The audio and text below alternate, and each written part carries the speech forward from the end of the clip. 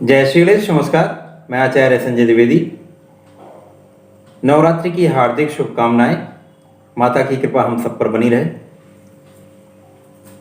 ये वर्तमान जो युग है ये भौतिक युग है और इस भौतिक युग में बिना अर्थ के, बिना आर्थिक स्थिति अच्छे हुए आप कोई भी कार्य नहीं कर सकते हैं। तो धन की आवश्यकता प्रत्येक व्यक्ति के लिए बनी ही रहती है, चाहे वो किसी भी स्तर का हो। जीवन में धन की आवश्यकता निरंतर बनी रहती है। कभी कभी स्थितियाँ ऐसी होती हैं कि धन का आगमन उतना नहीं हो पाता है जितनी हमारी आवश्यकताएं हैं, तो जीवन में कष्ट का प्रारंभ हो जाता है, दुखों का प्रारंभ हो जाता है, जीवन असंतुलित हो जाता है, अस्थिर हो जाता है, नकारात्मकता बढ़ जाती है। तो इन समस्त स्थितियों को हम इस विशेष समय में माता के शरण में रह के हम इन स्थितियों को संतुलित कर सकते हैं और अपनी आर्थिक स्थिति को बहुत ही सुदृढ़ कर सकते हैं। यद्यपि ये जो मैं आज प्रयोग बताने जा रहा हूँ या आप किसी भी गुरुवार को या शुक्रवार को कर सकते हैं, परंतु वर्ष में कुछ समय ऐसा होता है जब आपके किए गए किसी भी कार्य का सफल होना बहुत शीघ्र हो जाता है। कार्य में सफलता आपको अति शीघ्र मिल जाती है। ये इस प्रकार के कुछ विशेष समय होते हैं, जैसे नवरात्रि का समय है। इसी प्रकार से कुछ अबूझ मुहूर्त होते हैं जिनमें यदि इस प्रकार के कार्य किए जाते हैं तो आपका कार्य निसंदेह बहुत शीघ्र सफल हो जाता है। तो ये अद्भुत समय आपके पास है। इस अद्भुत समय में आप अपने जीवन की समस्त निर्धनता को दूर करने के लिए, दरिद्रता को दूर करने के लिए ये अद्भुत प्रयोग कर सकते हैं और करना भी चाहिए। यदि आप करते हैं तो निश्चित रूप से आपको जीवन में आर्थिक संकट कभी नहीं होगा। नवरात्रि के समय में ये अद्भुत समय चल रहा है। गुरुवार और शुक्रवार के दिन, किसी भी दिन ये आप कर सकते हैं। इस दिन प्रातःकाल अपने नित्य कर्म से निवृत्त होकर माता के शरण में रहें, माता के चरणों में अपने को अर्पण करें, समर्पित करें।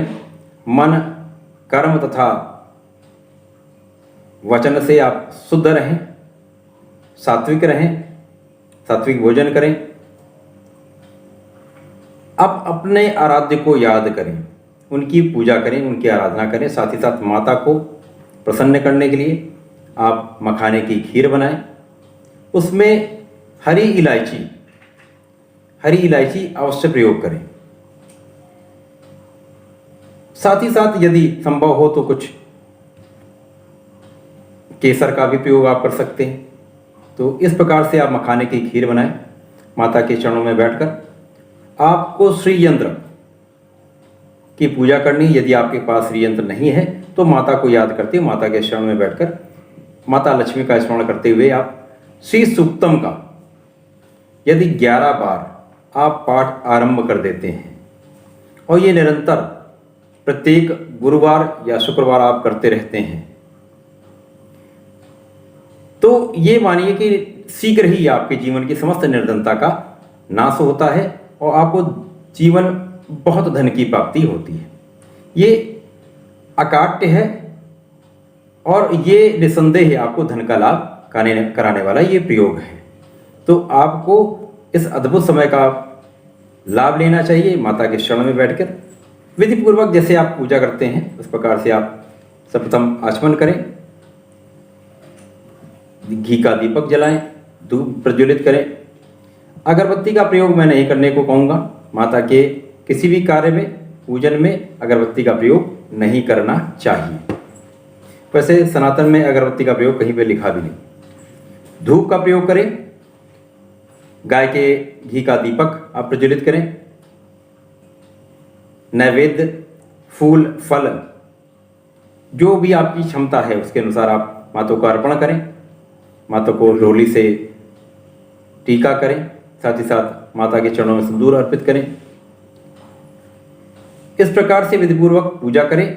उसके पश्चात संकल्प लें कि माता मेरे जीवन की समस्त निर्धनता का नाश करिए, मुझे धन की प्राप्ति कराइए। इस प्रकार संकल्प करते हुए मैं आज इतने बार, ये सम संख्या नहीं होनी चाहिए, विषम संख्या में जो आप कर सकते हैं, वैसे मैं 11 बार कह रहा हूँ, 11 बार से आप अधिक भी कर सकते हैं। 11 बार श्री सूक्तम का पाठ कर रहा हूँ। तो इस प्रकार से यदि आप श्री सूक्तम का पाठ प्रारंभ कर देते हैं और ये क्रम प्रत्येक बृहस्पतिवार को, गुरुवार को आप करते रहते हैं, तो ये मानिए, या शुक्रवार को करते तो शुक्रवार को करते रहिए, तो जीवन में समस्त सुखों की प्राप्ति आपको होगी, सुख समृद्धि की प्राप्ति 100% होगी। जो लोग श्री सूक्तम का पाठ नहीं कर पाते हैं या नहीं कर सकते हैं, वो श्रवण करें और साथ ही साथ ओम ह्रीम महालक्ष्मी नमः, ओम ह्रीम महालक्ष्मी नमः का कम से कम 11 माला का जाप प्रारंभ कर दें। यदि इस प्रकार से भी कर लेते हैं, श्री सूक्तम का श्रवण कर लेते हैं, तो भी आपको अतुलित धन की प्राप्ति निश्चित रूप से होती है। तो ऐसा करें और इस महापर्व का लाभ लें। माता का आशीर्वाद अति शीघ्र प्राप्त होता, तो ऐसा आपको कर भी लेना चाहिए। ये अद्भुत है, अकाट्य है, इसका लाभ लीजिए। धन्यवाद, नमस्कार, जय माता।